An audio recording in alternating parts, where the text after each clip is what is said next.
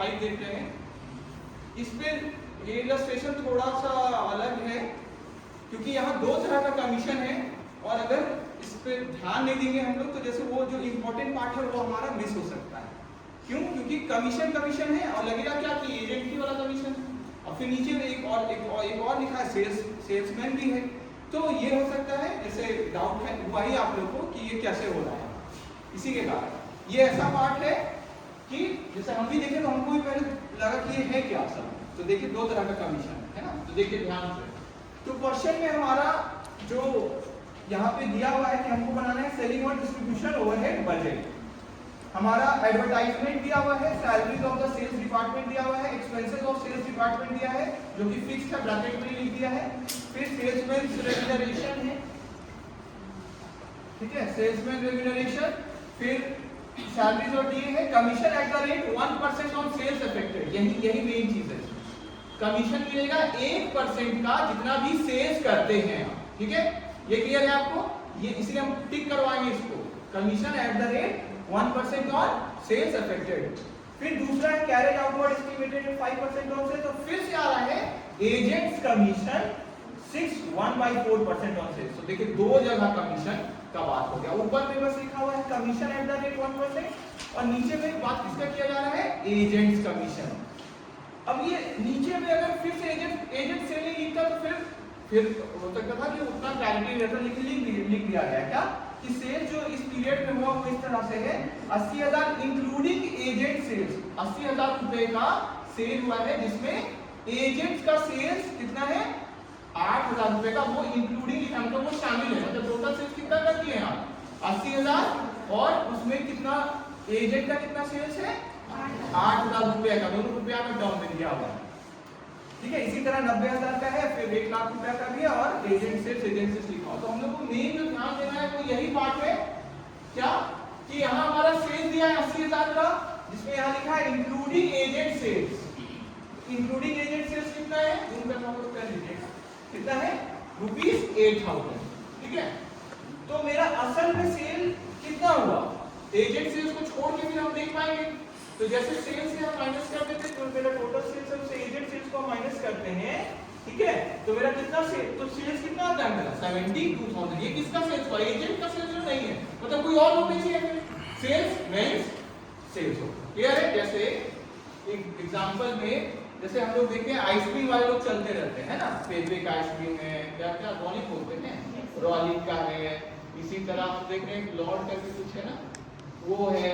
तो अलग अलग ब्रांड का है, तो एक ही ब्रांड का आप देखें अलग अलग जगह ठेला है, तो वो लोग क्या करें? वो लोग बस बेचने का काम कर रहे हैं, समझ में आया? तो वो क्या किए? सेल्समैन बने ना अभी, तो क्लियर है? उन लोग टोटल का कितना ऐसे समझ लीजिए क्योंकि सब समझने में आसानी रहेगा। उन लोग टोटल का तो एजेंट सेल्स क्या हो गया? कंपनी वाले जैसे किसी को अपना एजेंट, जैसे सिमडेगा में एजेंट है ना, उनको वो लोग भेज दिए, वो क्या कह रहा है? एजेंट, समझ में आया? इसी तरह मान लीजिए सिमडेगा में 2 एजेंट है तो दो जगह एजेंट, वो लोग फिर अलग अलग जगह भेज रहे हैं, वो लोग अलग अलग जगह वो ठेला वाले को दे रहे हैं कि आप लेके जाइए। क्लियर है सबको? तो ये हो गया मेन एजेंट को बस जो दिया गया है। तो वो एजेंट का सेल कितना है? 8,000 का, वो लोग खुद से 8,000 का बेचे हैं, जबकि इनके अलावा जो मेरा सेल्स है वो कितना है 72,000। और एजेंट का अगर जितना एजेंट सेल करेंगे उसमें लिखा हुआ है कि एजेंट को कमीशन कितना मिलेगा जो वो लोग सेल करते हैं, इसी लिखा है ऑन एजेंट सेल्स, है ना। एजेंट का कमीशन किस पे बनेगा? On agent sales. तो एजेंट का सेल्स कितना है हमारा? तो एजेंट का सेल्स है ₹8,000 का, इनको कमीशन कितना मिलेगा? 1/4%। तो इसको जब हम लोग सीधा फ्रैक्शन में करेंगे तो क्या हो जाएगा हमारा?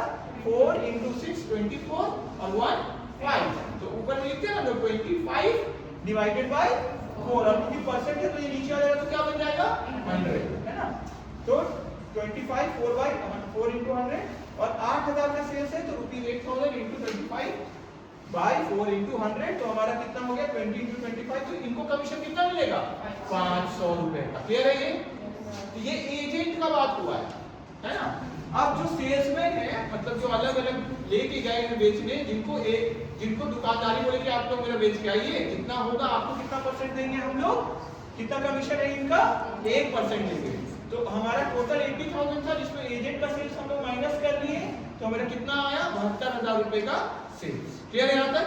इनको कितना मिलेगा कमीशन 1%, तो 1% कितना होगा 72,000 का 720। देखिए जो ये लोग सेल्स किए, इसे लिखा ऑन सेल्स अफेक्टेड। यही इसका मेन पार्ट है कि दो तरह का इसमें सेल्स है, एजेंट का सेल्स है और एक दूसरा सेल्स जिसको हम लोग क्या बोलेंगे सेल्समैन। ठीक है, क्लियर हो गया?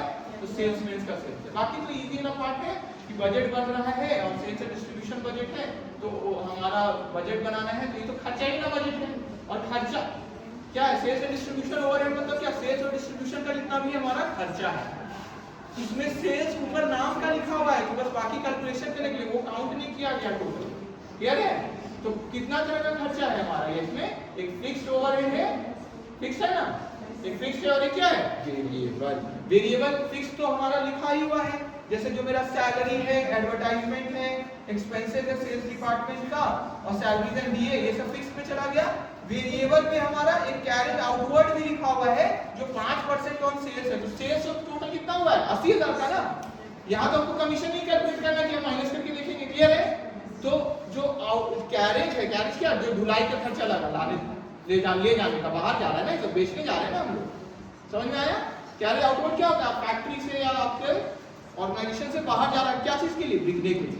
तो ये हमारा किसमें जाता है? सेलिंग एंड डिस्ट्रीब्यूशन हुआ। तो ये भी मेरा क्या वेरिएबल है, जितना हम सेल करेंगे उतना ही ना लगेगा हमको। कितना लिखा है 5%। तो सेल्स पे हमारा कितना चला गया? Carriage outward at 5% on total sales कितना हो गया 80,000 आया, ना कि माइनस करेंगे इसमें आंकड़ा। क्लियर सबको? क्लियर है? ठीक है, तो इसमें 5% उस पे निकल गया और बाकी जो हम लोग दो अलग निकाले, एजेंट का कमीशन, तो ये आ गया पहला के लिए और दूसरा सेल्समैन का कमीशन 720। क्लियर हो गया सबको? इसी तरह हम लोग जो दूसरा मेरा सेल्स है ना 90,000 और 1 लाख सेम कैलकुलेशन करें। क्लियर है सबको? ठीक है, तो इसको हम लोग कहाँ दिखाएंगे? वर्किंग नोट्स में। ये मेरा तो आंसर का पार्ट नहीं है ना। आंसर का पार्ट क्या है? वही जो ऊपर में बना है, फिक्स का कितना आया मेरा खर्चा और वेरिएबल का। क्लियर सबको? क्लियर है? क्योंकि हम लोग को बजट ना बनाने बोला गया। वर्किंग नोट तो ये मेरा वर्किंग नोट कौन सा पार्ट होता है? पहले क्या करते हैं हम लोग? सॉल्यूशन, फिर नोट्स का अगर मतलब तो नोट्स और फिर वर्किंग नोट्स। नहीं भी जरूरत है तो कम से कम लिख देना चाहिए कि नोट्स है ना, कोई एक लगे। तो यहाँ पे हम लोग एक नोट दे सकते हैं। क्या नोट दे सकते हैं कि यहाँ दो तरह का कमीशन है। एक क्या है? Salesman commission.